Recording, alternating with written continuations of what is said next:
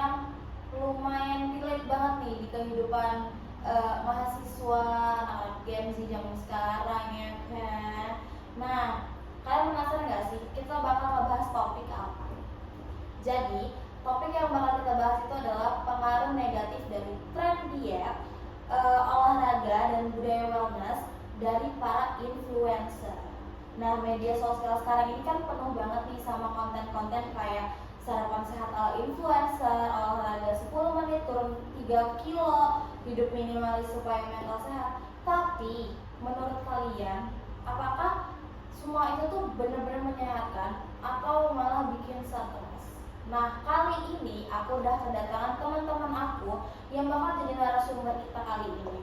Yaitu ada Aja, Hai.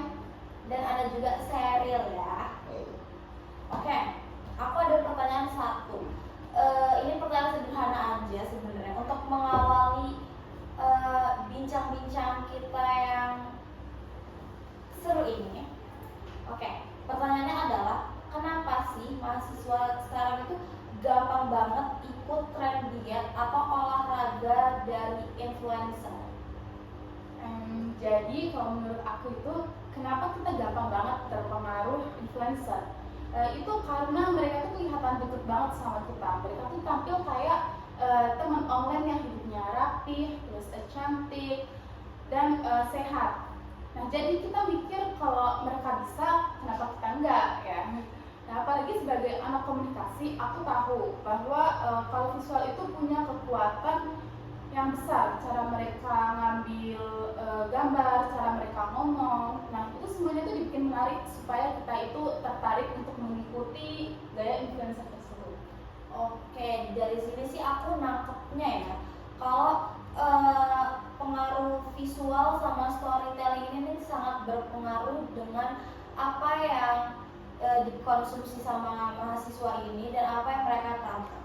Oke, aku setuju sih sama Ajeng tadi. Sekarang udah dapat narasumber yang talk aktif gini ya. Kalau misalnya menurut Sheryl nih, gimana sih menurut kamu tuh?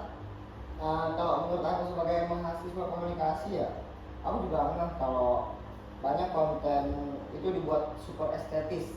Kayak mereka itu pakai sudut kamera tertentu dan warna-warna tertentu dan nambahin musik jadi lebih enak gitu.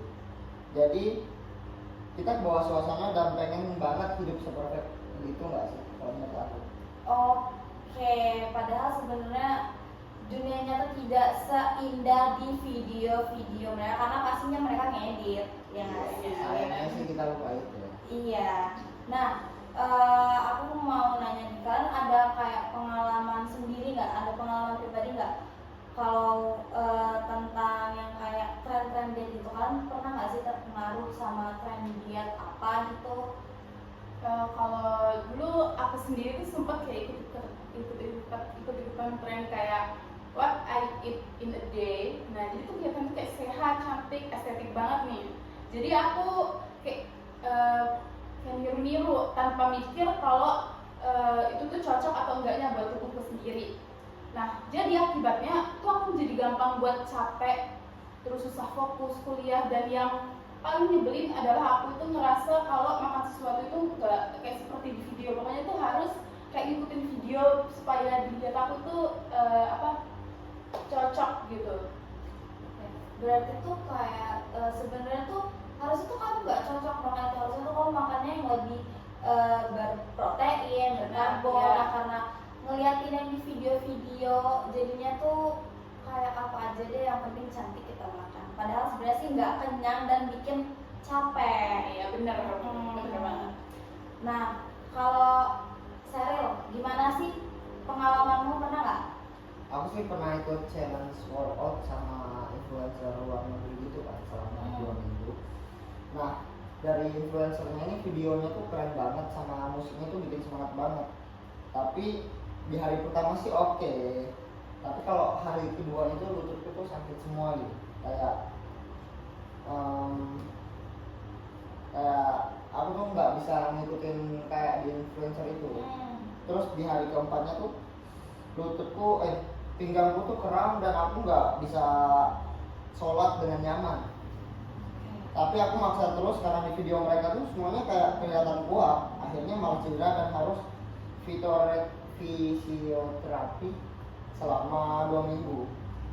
Dan yang tadinya sebenarnya pengen badan sehat malah jadi nggak sehat, malah jadi masalah kesehatan itu. Jadi kalau misalnya mau workout gitu mending harus ditemenin sama yang lebih ahli ya. Yes. Oke. Ngomong-ngomong nih, selain dampak fisik, ada juga kan kayak tekanan mental dari budaya wellness yang berlebihan. Nah, kalian tuh merasakan nggak sih dampaknya itu ke mental kalian? Kalau secara mental tuh juga ngaruh loh. Sekarang kan semuanya tuh harus healing ya. Terus kalau nggak ngikut tren tuh rasanya kayak ada yang kurang. Misal kayak kita tuh nggak merawat diri, padahal harus itu wellness itu bikin hidup nyaman, bukan malah bikin stres. Oke, dari yang gimana ya, jadinya wellness ini tuh berubah dari kebutuhan malah jadi tuntutan sosial. Oke. Ngerti. Nah, kalau Sarel mau dong dengar pendapat-pendapatnya. Wellness ini tuh mahal. Banyak konten yang nyaranin tuh beli diffuser, lilin, aromaterapi, suplemen, alat pijat, semuanya mahal. Sebagai mahasiswa, aku kadang ngerasa, wah, hidup sehat itu butuh banyak uang ya. Padahal sehat bisa dimulai dari hal sederhana gitu, kayak jogging gitu, kayak nggak perlu ini deh. Kayak mereka tuh kan kayak beli sepatu yang mahal-mahal gitu, adu outfit, adu culture, ya itu sih. Padahal sebenarnya kalau mau yang santai-santai gitu tuh bisa dengan meditasi di kos kan bisa ya. Terus olahraga yang mungkin simple gitu, jaga makan itu tuh bisa ya, nggak harus Termasuk juga sih. iya, nggak harus yang kayak kita beli ini beli itu malah jadinya konsumtif ya, nggak sih, nggak sesuai kebutuhan gitu. Oke. Kita mulai bahas yang lebih dalam ya. Apa yang menurut kalian, apa yang bikin tren influencer ini tuh berbahaya? Tren influencer tunjukin di TikTok, di Instagram. Nah, apa sih yang bikin itu tuh jadi berbahaya? Menurut aku tren-tren itu berbahaya karena mereka itu masih standar yang gak realistis. Jadi kan kayak influencer itu kan hanya nampilin sisi yang terbaiknya saja kan. Dia supaya terlihat cantik, terus terlihat sehat, pokoknya hanya nampilin sisi terbaiknya saja. Kita nggak tahu di belakangnya itu kayak gimana. Nah, banyak influencer itu punya fitur tambahan kayak misal dia mau ini diedit dulu lah. Nah, terus banyak juga yang mungkin perawatan ya. Itu sih kalau menurut aku. Mereka juga yang aku tahu nih ya, mereka itu kan sebenarnya juga banyak yang pakai trainer pribadi. Jadi misalkan mereka tuh pakai trainer di gym, terus mereka juga bisa aja pakai ahli gizi. Jadi emang kelihatan badan mereka tuh sehat, bagus, ramping, ideal. Tapi mereka bikin di konten mereka tuh seolah-olah itu emang mereka yang dari kerja keras mereka sendiri gitu. Padahal sebenarnya di balik itu juga ada trainer mereka, ada ahli gizinya yang mengatur semuanya.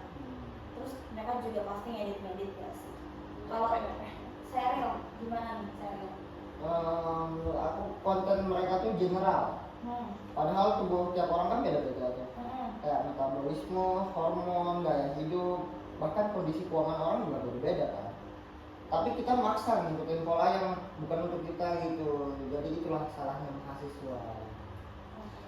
Jadi sebenarnya di sini ya guys, masalahnya tuh bukan di influencer, tapi di gimana cara mereka itu mengkombinasi antara marketing, persepsi, terus juga tekanan sosial ya. Betul. Dan mahasiswa adalah kami pertama. Sekarang kita masuk bagian yang paling penting, yaitu adalah solusi. Menurut kalian sebagai mahasiswa nih, gimana mahasiswa bisa lebih bijak menghadapi tren diet dan wellness ini?